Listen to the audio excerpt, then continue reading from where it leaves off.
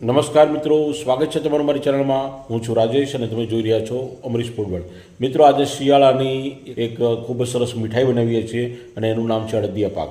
અડદિયા પાક ખૂબ જ ટેસ્ટી બને છે, બધાને ખૂબ જ પસંદ પડે છે અને એમાં ખાસ તો ટીપ અને ટ્રિક્સને ધ્યાનમાં રાખશો તો અડદિયો બજાર જેવો સરસ બનશે અને તમને પણ ખૂબ જ પસંદ પડશે.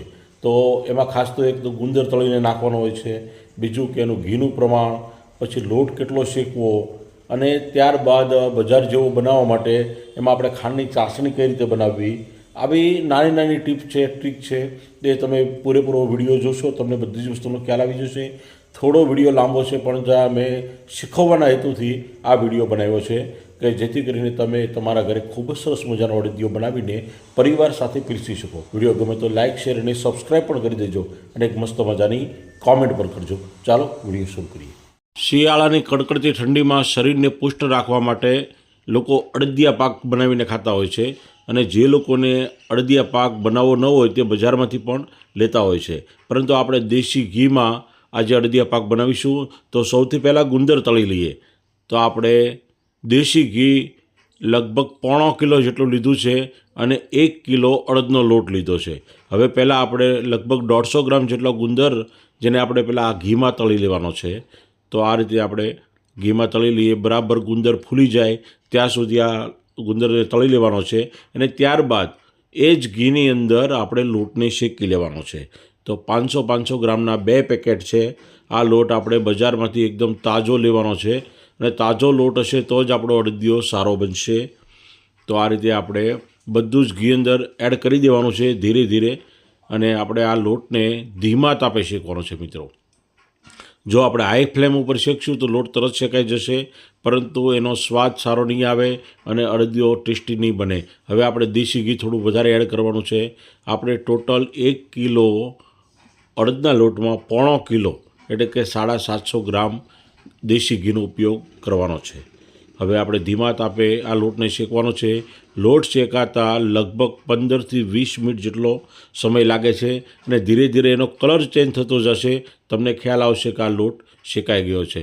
જોઈ શકો છો મિત્રો, અત્યારે એમાં બબલ્સ દેખાવા માંડ્યા છે અને લોટ એકદમ આપણે તવેથો ફેરવીએ ને તો એકદમ હલકો હલકો લાગે.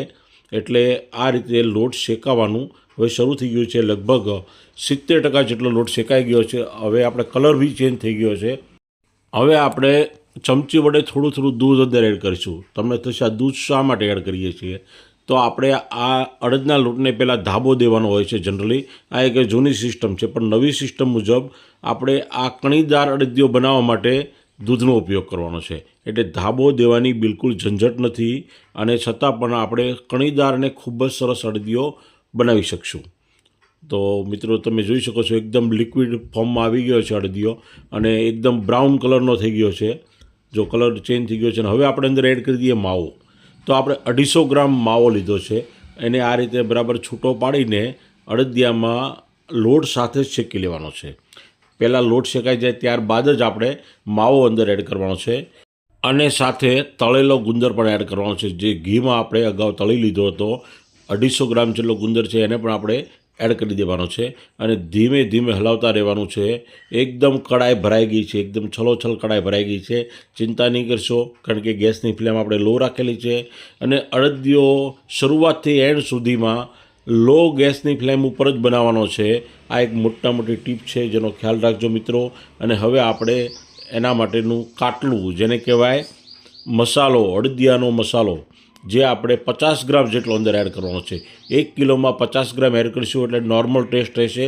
પરંતુ વધારે તીખો બનાવવો હોય તો તમારે 100 ગ્રામ અડદિયાનો મસાલો અંદર એડ કરવાનો છે. અને હવે આપણે બદામની કતરાને એડ કરીએ છીએ. મિત્રો, અડદિયામાં જનરલી કોઈ કાજુ નાખતું નથી, ફક્ત બદામ અને પિસ્તાનો જ ઉપયોગ થાય છે.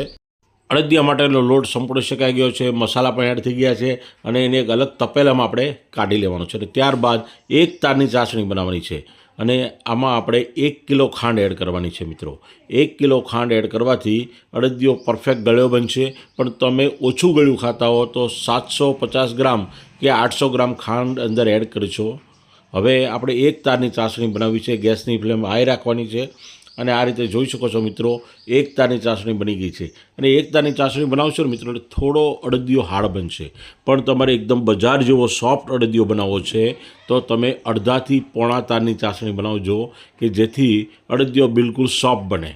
હવે જેની પસંદ હોય એ પ્રમાણે બને. મારે સોકઠીવાળો અડદિયો બનાવવો હોય તો મારે થોડી ચાસણીને હાર્ડ રાખવી પડે. તો આ રીતે આપણે અડદિયાની ચાસણી એક તારની બનાવી છે. મારે થોડો હાર્ડ અડદિયો બનાવવો છે. અને આ રીતે હવે આપણે એડ કરીશું અંદર થોડો સૂંઠનો પાવડર, કારણ કે મને થોડો મસાલો ઓછો લાગ્યો એટલે મેં સૂંઠનો પાવડર એડ કર્યો છે. અને હવે એની અંદર ખાંડની ચાસણી આપણે એડ કરી દેવાની છે. ખાંડની ચાસણી મિક્સ કરી દેવાની છે. તો ખાંડની ચાસણી આપણે મિક્સ કરી દીધી અને હવે એને આપણે બરાબર હલાવતા રહેવાનું છે. ગેસની ફ્લેમ ઓફ કરેલી છે, તપેલું નીચે ઉતારેલું છે. તવીથા વડે આ તપેલામાં બરાબર હલાવતા રહેવાનું છે. અને જેમ હલાવશું એમ ઘી છૂટું પડતું જશે, અને ઘી છૂટું પડે ત્યાં સુધી હલાવવાનું છે. અને ત્યારબાદ આપણે એક ચોકીમાં એને સેટ કરવાનું છે.